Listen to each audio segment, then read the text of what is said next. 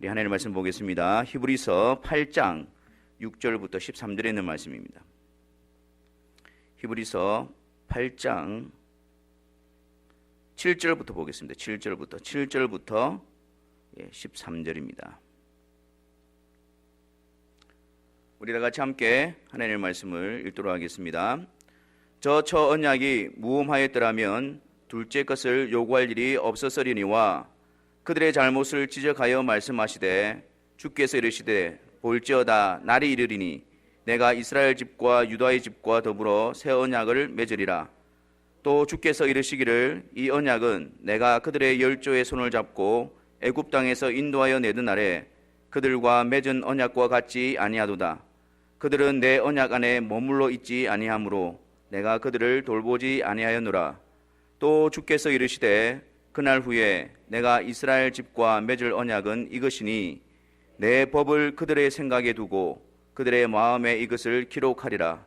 나는 그들에게 하나님이 되고 그들은 내게 백성이 되리라. 또 각각 자기 나라 사람과 각각 자기 형제를 가르쳐 이르기를 주를 알라 하지 아니할 것은 그들이 작은 자로부터 큰 자까지 다 나를 알미라. 내가 그들의 불의를 긍휼히 여기고 그들의 죄를 다시 기억하지 아니하리라 하셨느니라. 새 언약이라 말씀하셨음에 첫 것은 날 가지게 하신 것이니 날 가지고 쇠하는 것은 없어져 가는 것이니라. 아멘. 우리는 지난 시간에 하나님께 나아가는 길은 오직 예수 그리스도 외에는 없다라는 사실을 같이 또 고백을 했습니다. 오직 그를 힘입어 하나님께 나아갈 수 있음을 우리가 확인했고요. 왜 예수 그리스도만을 통해서 하나님께 나아갈 수 있느냐 하면 오직 예수 그리스도만이 우리에게 온전한 구원을 허락해 주시는 분이라고 그랬습니다. 완전하고도 영원한 구원.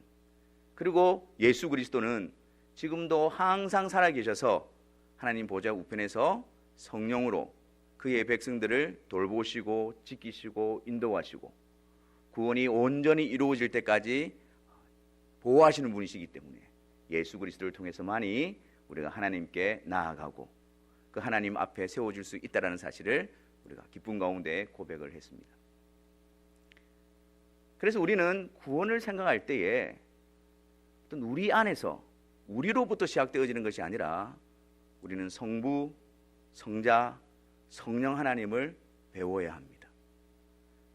영원전부터 완전한 뜻 가운데서 택하여 주신 성부 하나님의 뜻 가운데서 성자 하나님 예수 그리스도의 완전한 구속과 중보로 말미암아 성령 하나님의 부르시는 자들 가운데 역사하심을 통해서 우리 가운데에 그 구원을 이루어 가시고 보존하시고 완성시켜 주시는 성부, 성자, 성령 하나님, 그분 외에는 우리의 고백에 다른 이름이 들어갈 수가 없는 것이지요.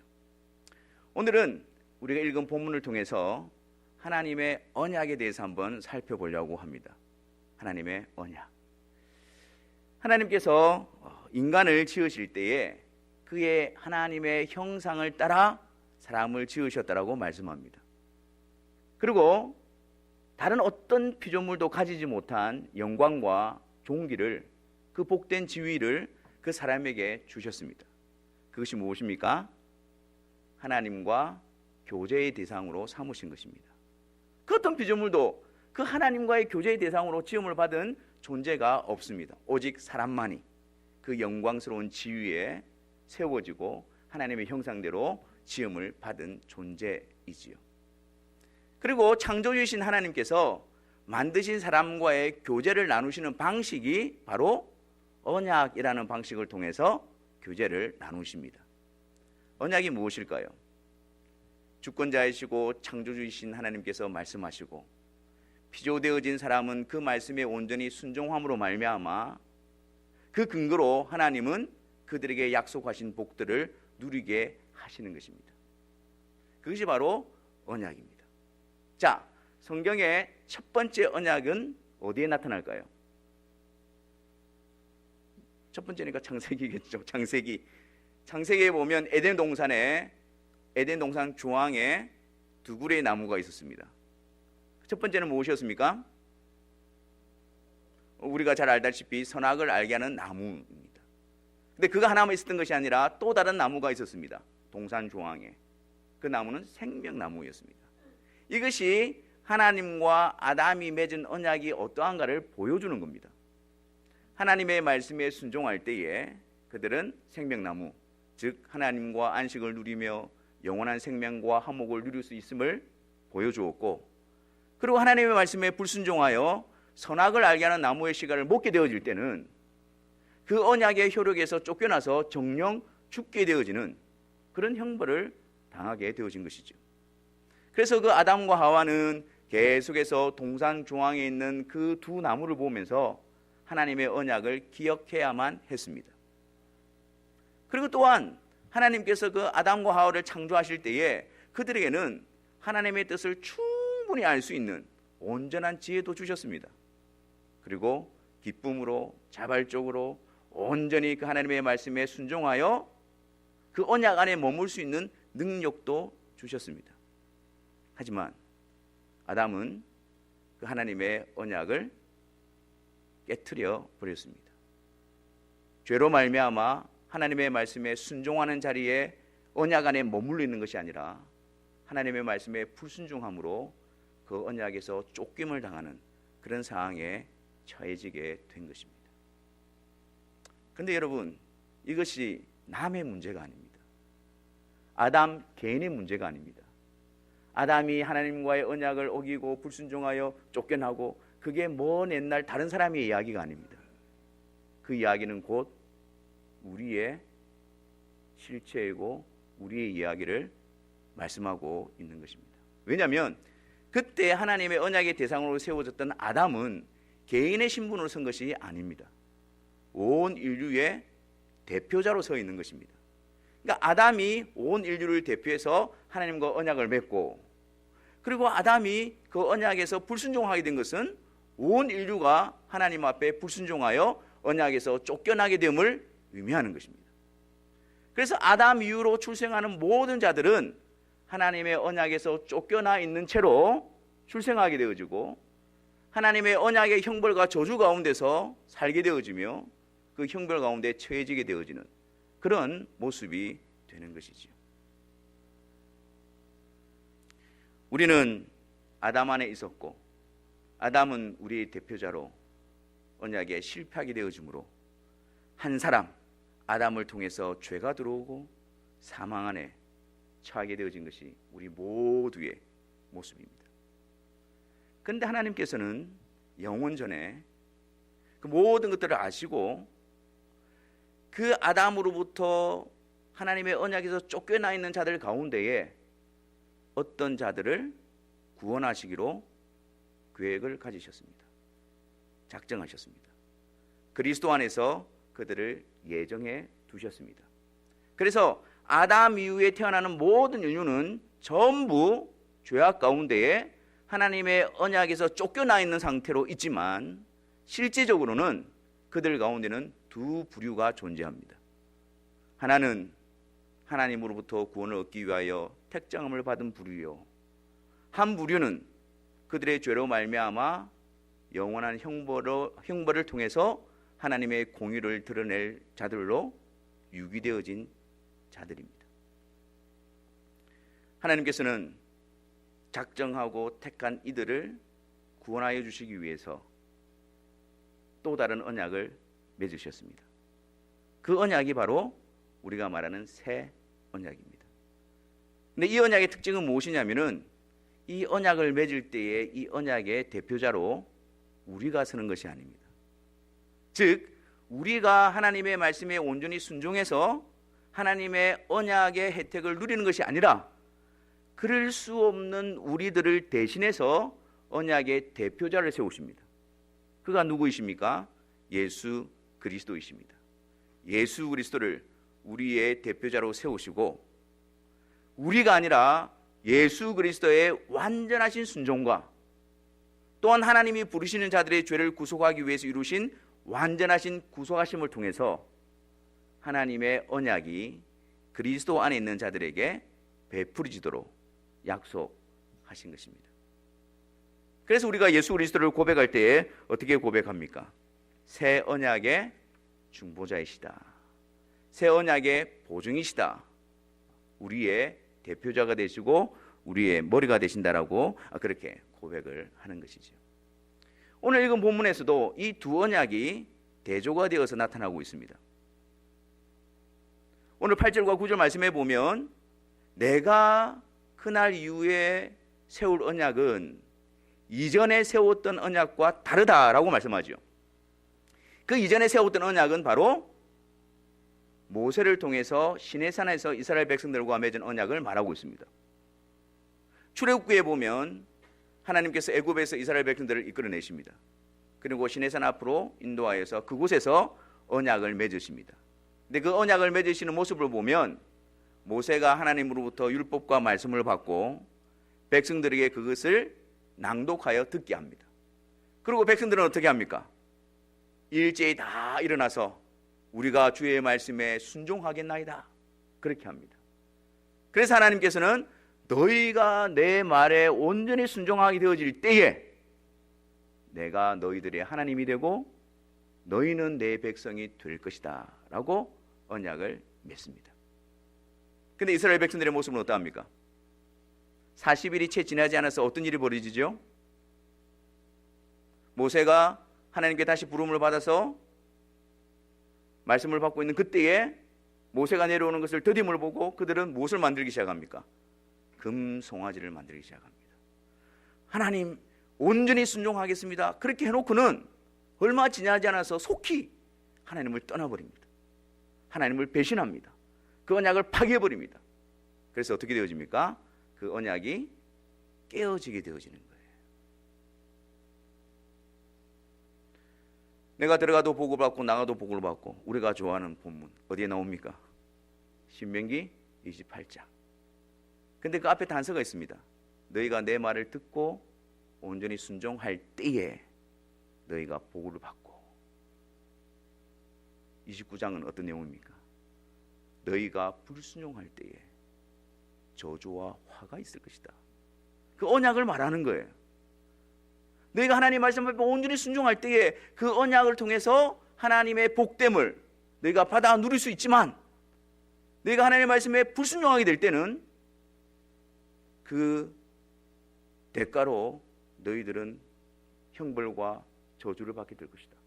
그게 첫 번째 언약이었다고요. 근데 누가 그 하나님 앞에서 언약의 대상자로 서서 제가 다 지켜 행하겠습니다. 내가 온전히 순종하겠습니다. 그래서 하나님 저에게 언약의 혜택들을 베풀어 주옵소서 말할 수 있는 자가 누가 있겠습니까? 무죄했던 아담도 실패했고 하나님의 능력과 율법과 하나님의 기적과 이적을 경험했던 이스라엘도 실패했고 우리 가운데 그 누구도 자기 스스로 언약을 지켜내어 하나님의 언약 안에 거할 수 있는 자는 아무도 없다라는 사실을 우리에게 보여주고 있는 것입니다. 그래서 하나님께서 그렇게 말씀하잖아요. 9절 말씀에 그들은 내 언약 안에 머물러 있지 아니하므로 내가 그들을 돌보지 아니하였노라 그렇게 말씀하고 있는 것입니다. 근데 만약에 여기서 성경이 끝나버린다면 우리 모두는 다 절망 가운데 있을 것입니다. 우리는 모두는 다 하나님의 언약으로부터 쫓겨난 자로 두려운 형벌 가운데에 머물러 있을 수밖에 없을 것입니다. 그런데 성경은 여기서 끝나지 아니하고 위로부터 복된 음성이 들려옵니다. 10절 말씀 그날 후에 내가 이스라엘 집과 맺을 언약은 이것이니 라고 말하면서 처음 그 언약 우리에게 절망과 좌절과 형벌만을 말했던 그 첫 언약이 아니라 하나님이 또 다른 새 언약을 예배하고 계심을 우리에게 보여주고 있습니다. 그것이 바로 앞에서 제가 말씀드린 예수 그리스도를 대표로 세우시고 하나님이 부르신 자들을 그리스도 안에 두셔서 그리스도의 순종과 그리스도의 구속과 그리스도의 완전함을 통해서 하나님의 언약이 영원토록 우리에게 베풀어지도록 하는 그 놀라운 은혜의 새 언약을 말씀하고 있는 것입니다. 여러분 다윗과 골리앗 아시지요? 다윗과 골리앗. 골리앗은 블레셋 진영의 장수였습니다. 블레셋 진영과 이스라엘 진영이 이렇게 대치되어 있는 상황 가운데서 이 큰 장수인 골리앗이 나와서 이스라엘 백성들을 향해서 조롱합니다. 조소합니다. 비아냥거립니다. 나와 맞설 싸울 사람 있으면 나와보라고 이야기합니다. 그런데 이스라엘 진영에 있는 그 사람들은 어떻습니까? 조용합니다. 왜 조용합니까? 딱 봐도 알겠거든. 싸우면 안 되는 겁니다. 그 누구도 이 거인과 같은 골리앗을 맞서서 내가 한번 싸워보겠노라, 그렇게 나올 사람이 아무도 없는 거예요. 그러니까 조소를 당하고 비난을 당하고 손가락질 당하고 하나님의 이름까지도 그렇게 땅에 내동댕이 쳐지고 있는데도 불구하고 그들 가운데는 어쩔 수가 없는 겁니다. 이길 수 있는 능력이 없으니까요. 힘이 없으니까요. 그런데 그 이스라엘 대표로 누가 났습니까? 모르십니까 정말? 다윗이 났었죠. 다윗. 너는 칼과 단창으로 나오지만 나는 망군의 여호와의 이름으로 나아가노라. 그러면서 그 물맷돌을 가지고 골리앗을 넘어뜨리지 않습니까? 그랬더니 이 잠잠하고 쥐죽은 듯이 조용했던 이 이스라엘 백성들이 어떻게 합니까? 와, 일어나서 블레셋 군인을 추격하기 시작합니다. 그들을 치기 시작합니다. 그들 가운데는 전리품을 취하기 시작합니다. 그러면서 막 기뻐합니다. 아니, 조금 전에까지도 조용히 있던 그 이스라엘 백성들이, 군사들이 왜 그렇게 승리와 기쁨 가운데 그 기쁨을 누릴 수가 있었을까요? 엄밀히 말하면 누구의 싸움입니까? 누구의 승리입니까? 누가 이긴 겁니까? 누가 싸운 겁니까? 다윗입니다. 다윗이 이긴 거예요. 다윗이 승리한 것입니다. 그런데 죄송합니다. 다윗이 이스라엘 백성들의 대표로 서 있었기 때문에 다윗의 승리가 이스라엘 백성들에게 베풀어지는 겁니다. 이스라엘 백성들 쥐죽듯이 가만히 있었지만, 힘도 없었지만, 그러나 그 자기들의 대표인 다윗이 승리하였기에, 골리앗을 넘어뜨렸기에 그들은 그 승리에 참여하고 있는 것입니다. 이것이 바로 하나님께서 그리스도를 통해서 맺어주신 새 언약의 그림을 담고 있는 것입니다. 우리는 할 수 없고 우리는 불가능한 일이지만 하나님께서 우리의 대표자 다윗의 후손으로 오실 예수 그리스도를 세워 우리를 대신해서 싸우게 하시고, 우리를 대신해서 이루게 하시고, 우리를 대신해서 순종하게 하심으로 우리에게, 우리로서는 얻을 수 없는 그 생명의 기쁨을, 하나님의 그 언약의 혜택들을 우리에게 베풀어 주시는 것입니다. 그분이 힘 있는 장수이고, 그분이 영원한 승리자이고, 그분이 영원토록 계신 분이시기 때문에 그분을 통해서 하나님의 언약도 우리에게 영원히 변함없이 베풀어지게 되는 것입니다. 그런데 여러분들은 이 새 언약 안에 부름을 받고 있다는 사실을 어떻게 확신하십니까? 여러분들 자신은 어떻게 예수님이 나의 머리가 되시고 대표자가 되시고 하나님이 베푸시는 그 새 언약 안에 내가 부름을 받고 있다, 그것을 어떻게 분명하게 알 수 있습니까? 하나님께서 예수님을 통해서 이 일을 이루어주셨다. 근데 그것이 나를 위한 일이라는 사실을 우리는 어떻게 확신할 수 있을까요? 그 그리스도가 나의 대표이시다라는 것을 어떻게 우리는 알 수가 있을까요? 내가 그 그리스도 안에 있다라는 사실을 우리는 어떻게 확신할 수가 있을까요?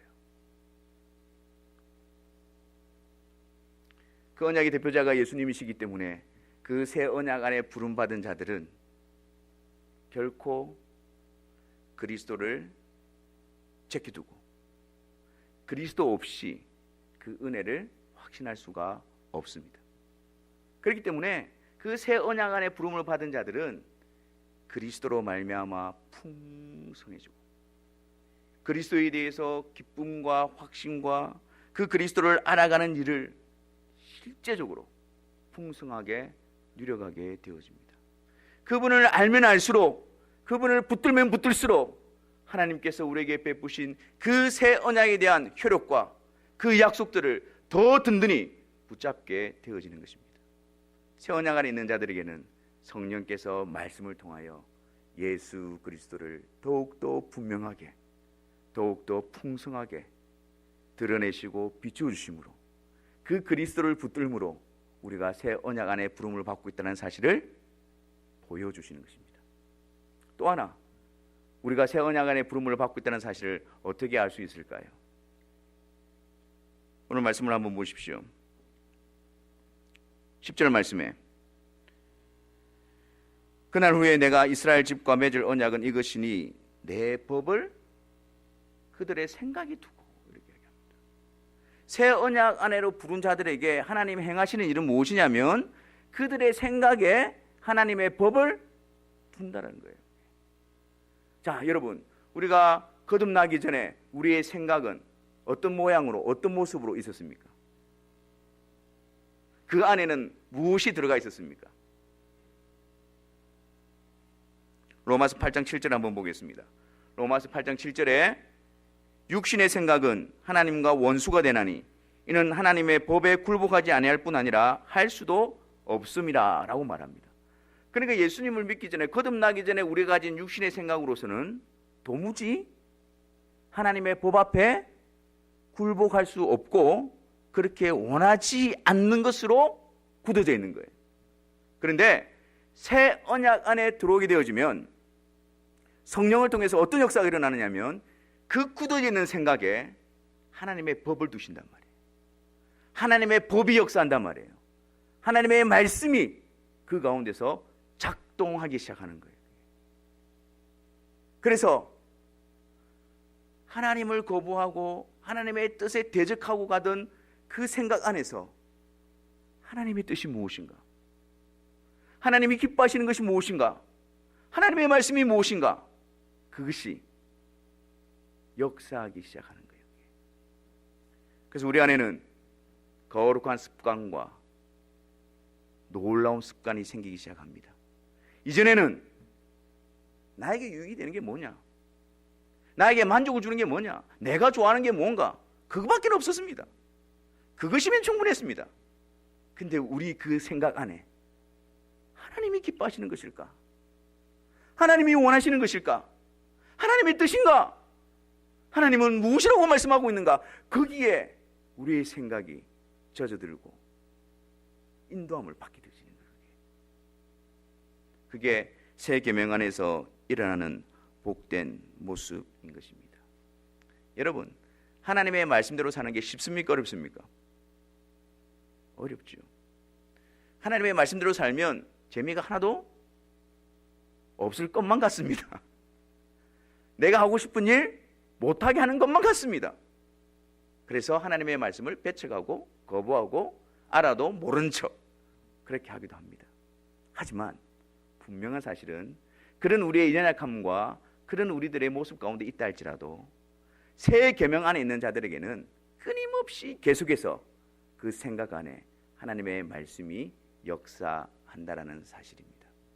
도리어 감사하십시오. 하나님의 말씀 때문에, 그 하나님의 말씀 때문에 내가 고민하고, 그 하나님의 말씀 때문에 내가 괴로움을 당하고, 그 하나님의 말씀 때문에 내가 처절하게 몸부림치고 있다면 감사하십시오. 육신의 생각 가운데 성령 하나님께서 새 언약 안에서 역사하고 있는 복된 증거이기 때문입니다. 주여, 말씀하여 주옵소서. 저의 굳어있는 육신적인 생각을 깨트리시고 주님의 말씀이 나의 생각이 되게 하여 주옵소서. 우리는 더욱더 그것을 사모하며 은혜의 자리로 나오는 일에 부지런함을 가져야 할 것입니다. 또한 새 언약 안에 있는 자들의 모습이 어떻습니까? 계속해서 보니까 내 법을 그들의 생각에 두고 그들의 마음에 이것을 기록한다 그래요. 생각 안에 하나님의 법이 들어오고 새 언약 안에 있는 자들에게는 그 마음에 하나님의 법을 기록한다라고 합니다. 마음. 옛 언약은 어디에 기록이 되어져 있었습니까? 십계명은 어디에 기록이 되어져 있었습니까? 돌판입니다. 그 돌판은 어떻게 보이십니까? 딱딱하지요. 근데 그 돌판이 어떻게 되어졌습니까? 깨어졌습니다. 무엇을 말합니까? 옛 언약의 모습을 말하는 거예요. 굳어있는 우리들의 마음으로 하나님의 말씀에 온전히 순종하지 못할 때에 그 하나님과의 언약은 깨어져 버리게 되어지는 것입니다. 근데 새 언약은 그러지 않습니다. 새 언약은 우리의 마음에 하나님의 법을 기록하고 새기십니다. 마음, 그 마음으로부터 우리의 감정과 우리의 의지가 나타나게 되어집니다. 우리의 마음에 하나님의 법이 기록이 되어져서 그냥 형식적이고 그냥 하는 척하는 것이 아니라 우리 이 마음에 전적으로 하나님의 말씀에 동의가 되어지고 그 하나님의 말씀 앞에 아멘이 되어지고 그 하나님의 말씀 앞에 기쁨을 누리며 만족을 누리며 그래서 즐거이 소원함을 가지고 순종하는 일이 우리 가운데에 나타나게 되는 것입니다. 언약 아래 있는 자들, 그들에게 있는 복된 증거, 우리의 얼굴이 아니라 우리의 손과 발이 아니라 우리의 마음에 하나님의 말씀이 새겨져서 진심으로 전심으로 기쁨으로 주의 말씀을 알아가며 순종하며 따르는 일이 우리 가운데에 일어나게 되어지는 것입니다. 요한계시록 3장 20절 말씀에 보면 볼지어다 내가 문 밖에 서서 두드리노니 누구든지 내 음성을 듣고 문을 열면 내가 그에게로 들어가 그로 더불어 먹고 그는 나로 더불어 먹으리라. 잘 아시는 구절이죠. 언제 이 구절이 등장합니까? 주로 언제 이 구절이 사용되어집니까? 네? 전도할 때 복음을 전하고 이제 마지막 순간에 왔을 때 그때 이제 주님께서 여러분 마음 문 밖에 서서 두드리고 계십니다. 이제 결단하고 문을 열기만 열면 주님이 들어가실 겁니다. 이제 마지막 이제 문을 열게 하기 위해서 이 구절을 사용합니다. 근데 과연 이 구절이 불신자들에게 문을 열게 하기 위해서 기록되어진 구절일까요? 요한계시록 3장을 한번 가보십시오. 이 구절은 이 말씀은 라오디게아 교회에게 하신 말씀입니다. 그리스도를 믿는다라고 고백하는 자들 가운데에 주신 말씀입니다. 근데 왜 이 말씀을 주셨을까요? 그들의 형편이 어땠습니까? 3장에 보면 그들의 상태는 차거나 더웁든지 하고 미지근하지 말라고 그랬어요. 차든지 덥든지 분명해져야 되는데 믿는다고 하면서 분명하지가 않는 거예요. 미지근한 상태. 그들의 상태가 미지근한 상태였습니다. 그리고 또 그들은 나는 부자라 부유하여 나는 부족한 것이 없다라고 말하는 자들이었습니다. 그런데 실상 그들의 모습은 어떻습니까? 그들은 공고함과 가난함과 가련함과 벌거벗음과 그런 상태 가운데에 놓여져 있었습니다. 더 심각한 것은 그들이 그것을 알지 못하는도다. 그런 상태였는데 미지근하고 헐벗고 있고 가련하 있고 그런 어떤 상황 가운데 빠져 있는데 그들이 그것을 알지 못하고 나는 부유하다, 나는 만족스럽다, 나는 문제가 없다, 그렇게 이야기하고 있는 거예요. 그들의 가난함, 그들의 가련함, 그들의 미지근함, 그것은 무엇에 대한 것일까요? 무엇에 대한 것일까요? 주님께서 라오디게아 교회에 대해서 이렇게 말씀하십니다. 너희는 내게 불로 연단한 금을 사서라고 말합니다. 18절 말씀에 내게서 불로 연단한 금을 사서 부유하게 하고 흰옷을 사서 입어 벌거벗은 수치를 보이지 않게 하고 안약을 사서 눈에 발라 보게 하라. 내게서, 내가 누구입니까? 예수 그리스도이십니다. 불로 연단한 금, 그리스도에 대한 참된 믿음입니다. 흰옷 무엇일까요? 우리의 죄악된 수치를 덮어주는 흰옷, 우리의 죄악을 가리기 위해서 희생제물의 죽음으로 말미암아 가죽옷을 입혀주셨던 그 흰옷, 그것이 말하는 흰옷, 그것은 무엇을 말하는 것일까요? 그리스도의 의. 안약을 사서 눈에 발라 보게 하고 성령께서 우리에게 지혜와 계시의 정신을 주실 때에 우리의 마음의 눈을 밝혀주실 때에 그 그리스도를 보게 되어지는 것입니다. 다시 말해서 그들의 미지근함, 그들의 가난함, 그것은 그리스도에 관한 것이었습니다.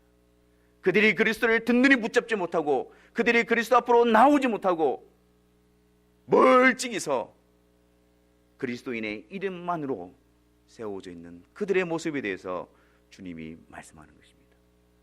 책망하는 것이 아니라 내가 너희들을 사랑하노니, 내가 너희들을 사랑하여 권면하니 회개하고 열심을 내라.